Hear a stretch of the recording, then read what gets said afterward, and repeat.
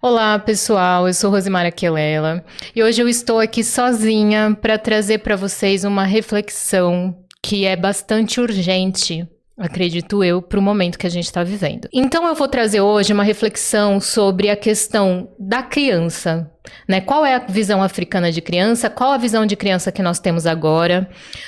Quais são as questões que envolvem os problemas da infância na nossa vivência atual? Porque tem crescido o número de professores desabafando nas redes sociais sobre o seu esgotamento, sobre a violência constante das crianças, e ao mesmo tempo é um debate que vem sendo silenciado. Ninguém fala nada sobre o assunto, nenhuma autoridade se debruça sobre o assunto para dar uma resposta, e aí eu vou trazer aqui algumas questões para a gente pontuar e trazer reflexão sobre esse assunto.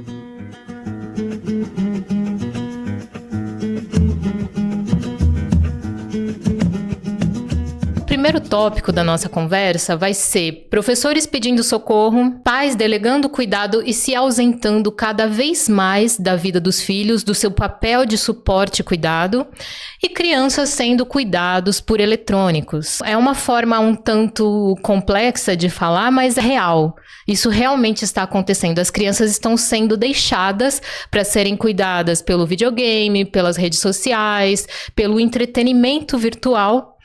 E esse cuidado não está acontecendo no ambiente doméstico. Então, a gente tem um professor que vira o ponto principal da educação dessa criança.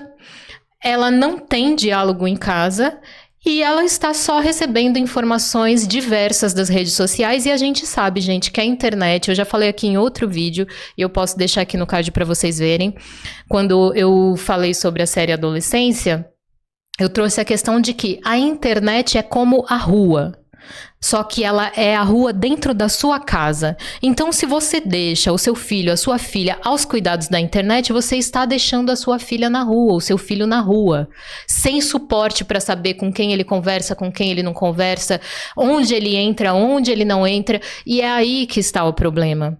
Porque as crianças têm acessado coisas terríveis no ambiente virtual, sem nenhum suporte, sem nenhuma mediação para poder entender aquilo que elas estão vendo. E isso está gerando uma onda crescente de violência, né? Então, de 2022 para cá, do período pós-pandêmico, a gente vai ter uma crescente nos crimes cometidos por crianças e adolescentes dentro do ambiente escolar. E isso foi uma pesquisa da Unicamp que fez essa triagem. E eu acessei esses dados o ano passado, eu posso trazer aqui na tela para vocês. Então, assim, é muito grande, é um número muito grande e está cada vez pior. E a gente precisa entender que contexto é esse. Por outro lado, dias atrás viralizou nas redes, né, dentro de um meio de comunicação, os vídeos de desabafo dos professores que estão viralizando. E cada vez mais, quando a gente olha os comentários dos vídeos, os professores dizendo que não querem mais, que não aguentam mais a carreira. E é interessante porque muitas vezes aparecem pessoas dizendo, não aguenta mais, muda de carreira. Só que essa pessoa não percebe que ela tem um filho em casa e que ela precisa desse professor para educar o filho dela. E é muito sério a previsão do apagão de professores, que está para 2040 ter uma falta de 243 mil professores. Enfim, está dentro dessa margem. Se a gente vai ter esse déficit de professores, como que a gente vai estruturar a nossa sociedade? Como é que a gente vai ter profissionais qualificados para cuidarem de nós na nossa sociedade? Porque esse é o grande ponto. A gente nunca pensa, né? Geralmente, muitas pessoas que não têm filho falam, eu pelo menos não tenho filho, não tenho que me preocupar com isso. Tem sim. Porque quem vai cuidar da sociedade onde você está é uma pessoa que é criança hoje. Quando você for uma pessoa velha, uma pessoa idosa e não tiver mais a condição de trabalhar, quem vai cuidar é essa criança, é esse jovem. E aí, como é que a gente vai fazer?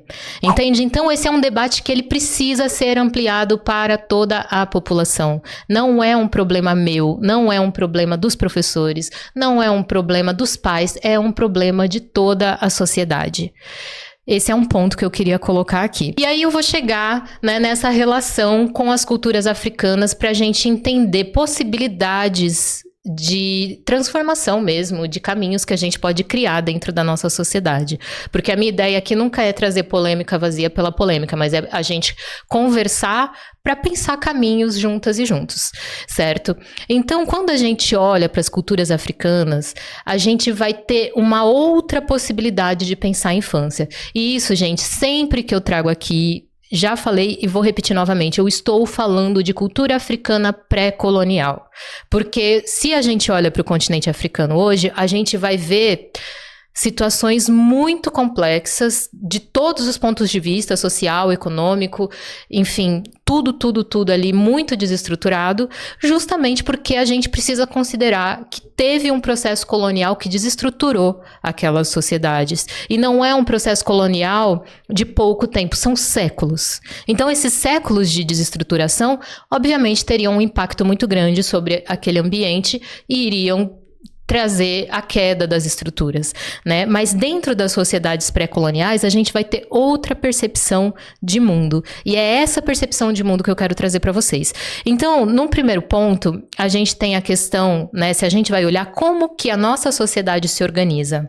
A nossa sociedade, atualmente, ocidentalizada, com todos os valores do Ocidente, ela funciona a partir de o mercado é o centro da vida. Tudo gira em torno do mercado. Então, as pessoas todas precisam colocar suas energias para que o mercado se movimente, independente do quanto a vida delas vai ser prejudicada por isso. Isso é um fato. Agora, quando a gente olha para as sociedades africanas pré-coloniais, a gente vai ter outras formas de organização. E uma delas é a centralidade da organização da sociedade em torno da manutenção da vida.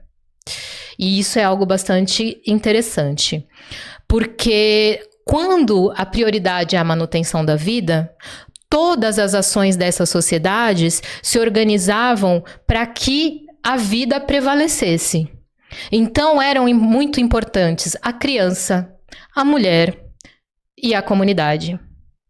Por quê? Porque a criança é o futuro da comunidade. A criança é que garante a continuidade. A mulher, porque sem mulher não tem criança. Então, a mulher é um ser que precisa ser muito bem sustentado dentro dessa comunidade para que haja ali a geração de crianças e essa comunidade vá crescendo. E a comunidade, justamente porque é o aglomerado de pessoas que faz a vida acontecer. Né? É importante a manutenção desse aglomerado de pessoas. Uma sociedade que se organiza em torno da vida, ela vai ter um outro tempo para funcionar, ela vai ter outras regras para funcionar, ela vai ter um outro caminho, muito diferente dessa que se organiza através do mercado. Porque quando a gente se organiza através do mercado, não importa o quanto o que você faça vai prejudicar a você ou ao seu próximo. Se o mercado está funcionando, está tudo certo.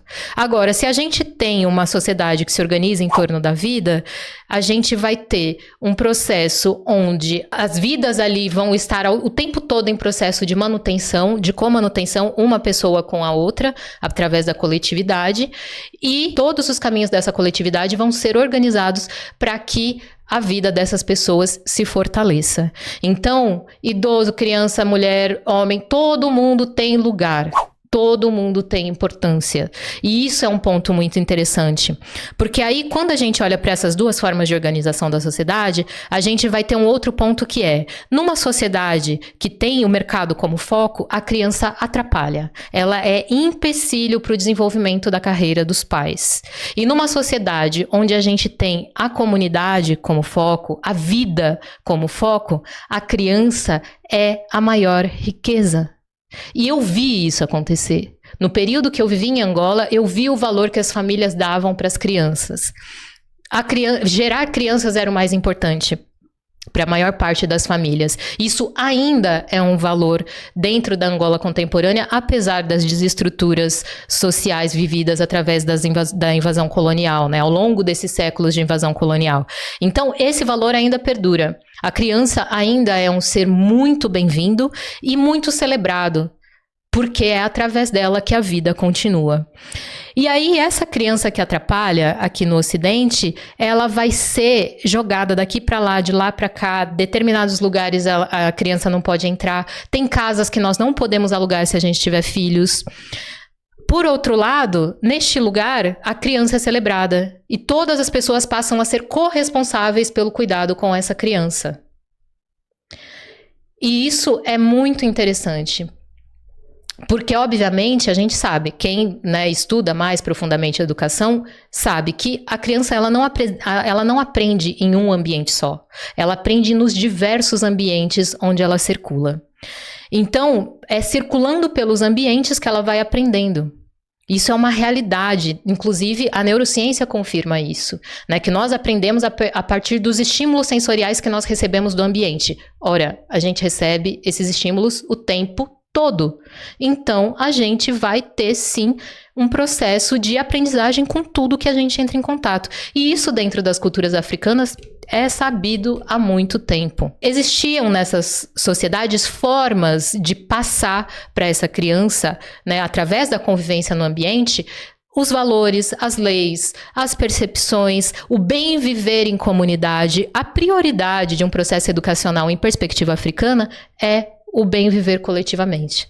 Então, a primeira coisa que se busca a ensinar para uma criança nessa perspectiva é o valor da vida.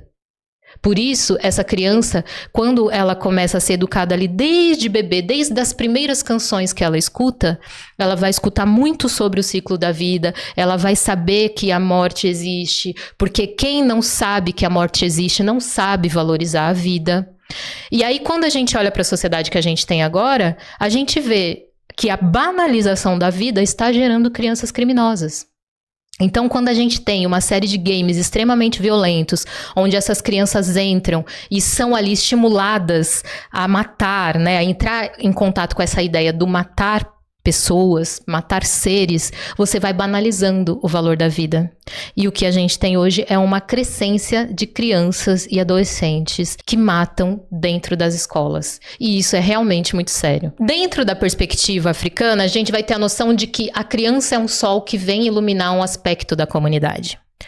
E muitas vezes a gente fala isso e a gente acha muito bonito, né? Ah, a criança é um sol, a criança é um sol, nós somos sóis. Mas o que isso quer dizer em profundidade? O que um sol faz?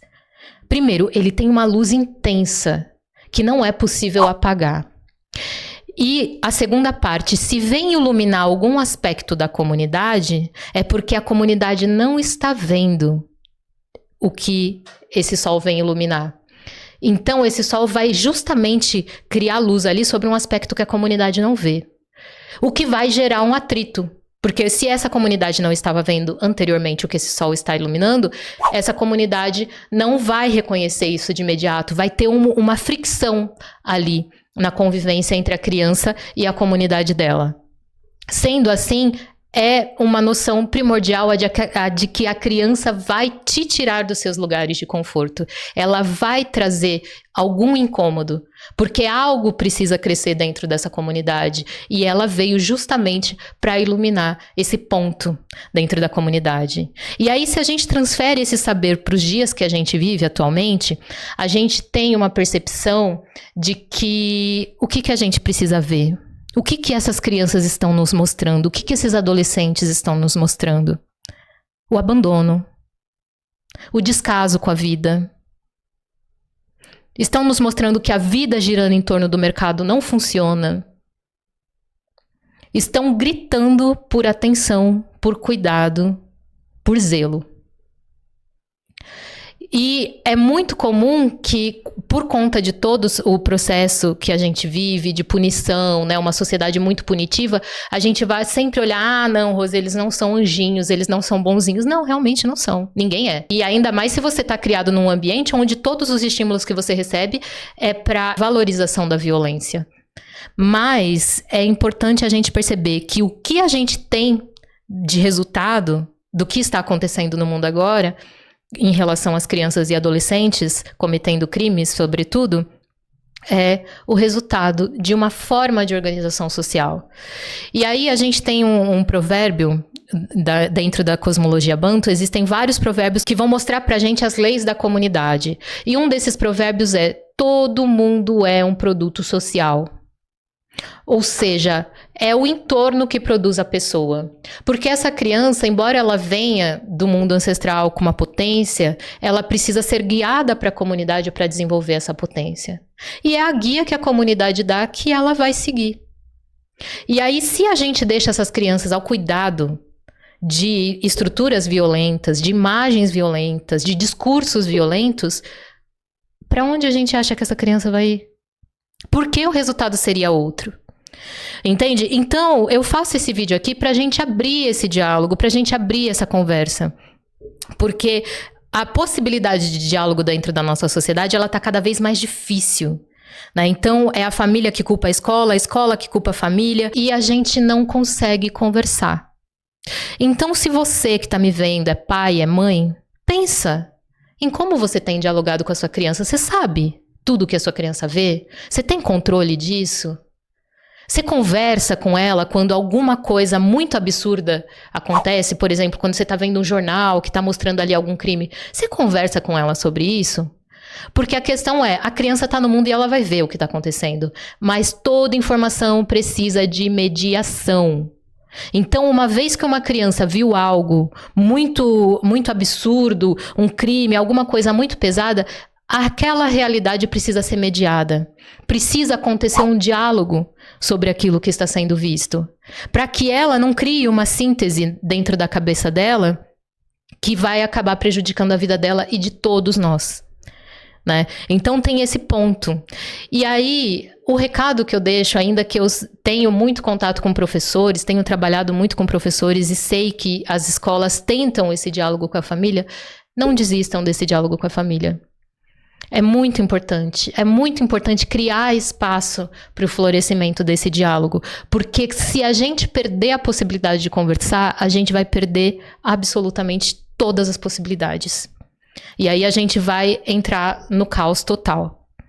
Então eu deixo aqui esse recado. É importante também, né, a gente pensar em como a gente olha para as autoridades, como a gente cobra as autoridades que estão cuidando da educação, porque é isso, né? A gente precisa de diretrizes, a gente precisa de normas que ajudem esse encontro família-escola acontecer, mas é importante que a gente saia da mágoa, do ressentimento um pouco e olhe para o que está acontecendo de fato. E tente buscar esse primeiro ponto, que é a conversa. E aí, depois desse ponto da conversa, a gente pode ampliar os nossos debates.